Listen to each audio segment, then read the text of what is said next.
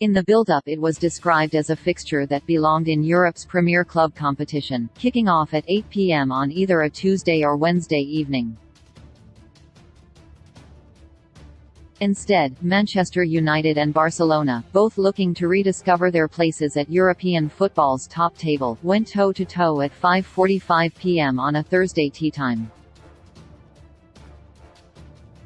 But despite it being a tie that will decide who reaches the last 16 of the Europa League, you would never have guessed it with the quality that was on show and the intensity that the game was played.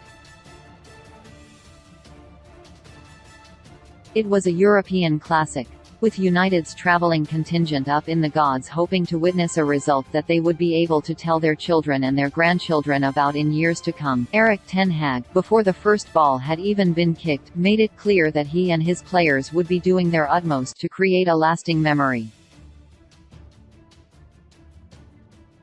He confirmed that United had arrived at Camp Nou, a stadium considered European football's greatest cathedral, to go toe-to-toe with La Liga's pacesetters.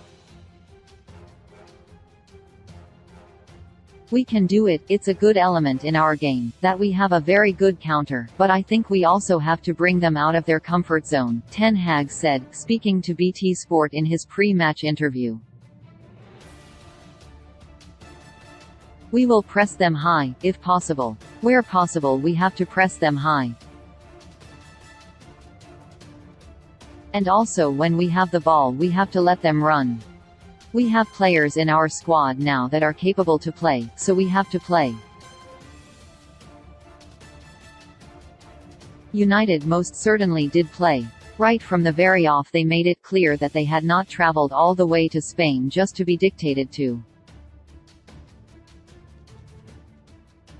Bruno Fernandes' low cross, which was so nearly met by Fred on the stretch, inside the first minute set the tone. In a contest that saw both sides enjoy spells of dominance and chances, United always looked the more likely to score. Even after former Chelsea man Marcos Alonso had given Barcelona a 50th-minute lead, just seconds after Jadon Sancho had squandered yet another chance at the other end, you never ruled out a Reds recovery. Just 2 minutes after David De Gea had picked the ball out of the net at one end, Marcus Rashford ensured Marc-Andre ter Stegen was doing the exact same at the other. The England international picked the perfect moment to score his 22nd goal of the season and become the first United player to score against Barcelona in Camp Nou since Dwight Yorke in 1998. Back level, United had their tails up and flipped the game on its head 7 minutes later. Rashford, this time the architect, saw a low cross turned home by Barcelona defender Jules Koundé for an own goal. United's supporters, by this stage, were probably within touching distance of reaching the stars above, such was the level of emotion and joy running through the away end. Unfortunately, however, they were unable to hold on to record a famous victory, as Rafinha's 76th-minute cross evaded everyone inside the box and found the back of the net. The former Leeds Mons effort finished the scoring, meaning United were left disappointed by the fact they had drawn against Barcelona in Camp Nou. Rashford, who became the first Englishman to score in Camp Nou since Frank Lampard in 2006, went as far as saying it felt like a loss. If a 2-2 draw against a Barcelona side who had won each of their last 11 games ahead of Thursday night's knockout round playoff tie first leg felt like a loss, it is a sign of the progress United have made and are continuing to make under Ten Hag. Going toe-to-toe with one of football's greatest powerhouses with a starting lineup that was missing 3 of last summer's 5 permanent signings deserves tremendous credit.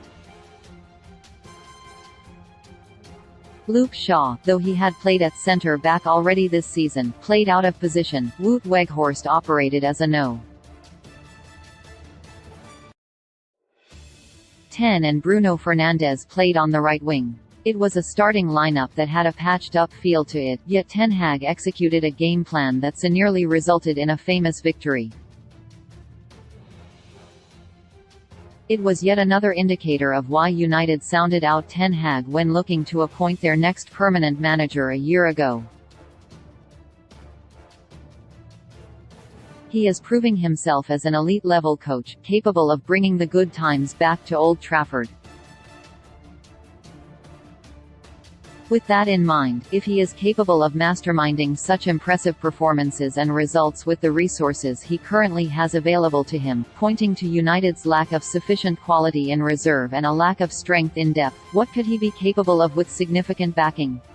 On the eve of the soft deadline for prospective buyers to submit their bids, Ten Hag provided the perfect sales pitch for why United are worth investing in with him at the helm.